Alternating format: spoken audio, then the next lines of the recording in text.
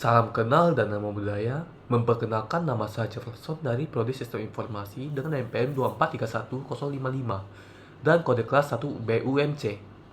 Pada hari ini, saya akan membacakan rangkuman dari video yang dibawakan oleh beliau yang terhormat, yaitu Biku Utamo dan Bapak Cornelis Wowor. Oke, penjelasan tentang hukum karma dalam agama Buddha dan pentingnya niat dalam sebuah tindakan. Ceramah dimulai dengan salam yang memperkenalkan topik tentang hukum karma yang sering kali dibicarakan namun perlu dipelajari oleh kami sebagai umat Buddha berulang-ulang kali.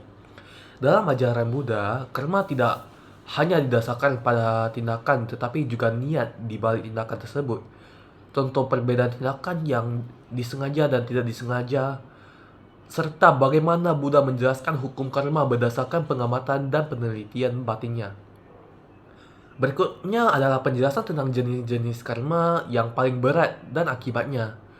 Dijelasin tentang karma berat seperti membunuh orang tua atau Buddha yang memberikan dampak terburuk dalam kehidupan selanjutnya. Ditekankan bahwa membunuh seorang orang tua lebih buruk dari kematian kita sendiri dan konsekuensinya sangat berat.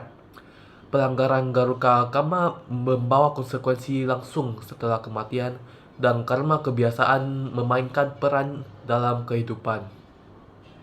Pembahasan tentang karma kebiasaan dan karma menjelang kematian uh, bisa dijelaskan dengan karma kebiasaan itu seperti memancing. Dijelaskan dan dianggap sebagai karma yang berperan saat menjelang kematian. Karma yang dibuat menjelang kematian sangat penting karena dapat menentukan nasib kita di kehidupan selanjutnya. Karma juga bisa berbuah di kehidupan saat ini atau di masa depan, dan tidak selalu dapat diprediksi kapan akan berubah. Penjelasan tentang waktu berbuahnya karma dan contoh kasus karma dalam kehidupannya. Karma dapat berbuah cepat atau lambat, tergantung pada jenis karma yang dilakukan. Contoh kehidupan yang menunjukkan bagaimana karma buruk dari masa lampau dapat mempengaruhi kehidupan saat ini. Karma dapat menyebabkan kejadian yang tidak terduga seperti kecelakaan atau bencana alam sebagai akibat dari tindakan masa lalu. Berikutnya adalah tentang karma yang tidak berbuah dan contoh Agulimala. Karma yang tidak berbuah dikenal sebagai ahosikama dan tidak lagi berpengaruh pada mereka yang telah mencapai pencerahan. Cerita Angulimala menunjukkan bagaimana seseorang dapat mengubah nasibnya melalui pencerahan meskipun memiliki karma buruk. Selanjutnya itu fungsi karma dalam menentukan kehidupan kita dan cara menghadapinya. Karma mengatur banyak aspek dalam kehidupan kita, termasuk keluarga, kondisi fisik, dan kehidupan yang akan kami jalankan. Karma juga dapat memperkuat atau melemahkan situasi kehidupan kita, dan kita harus bijaksana dalam menghadapi efek karma.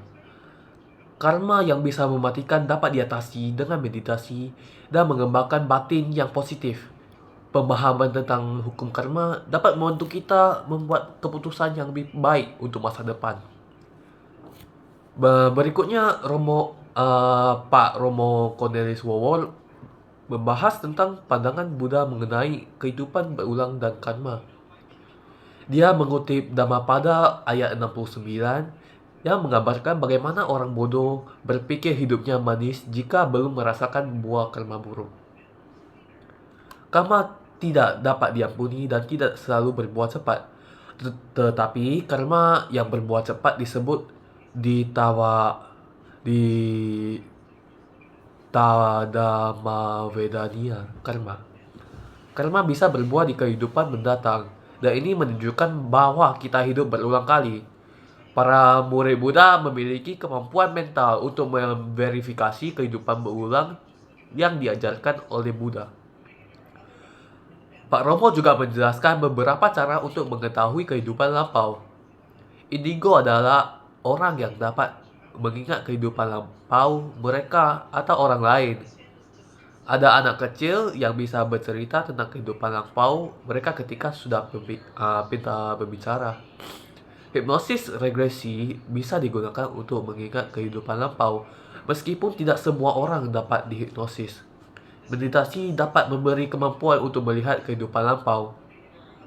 Selanjutnya adalah pentingnya memahami hukum karma dan bagaimana ia bekerja.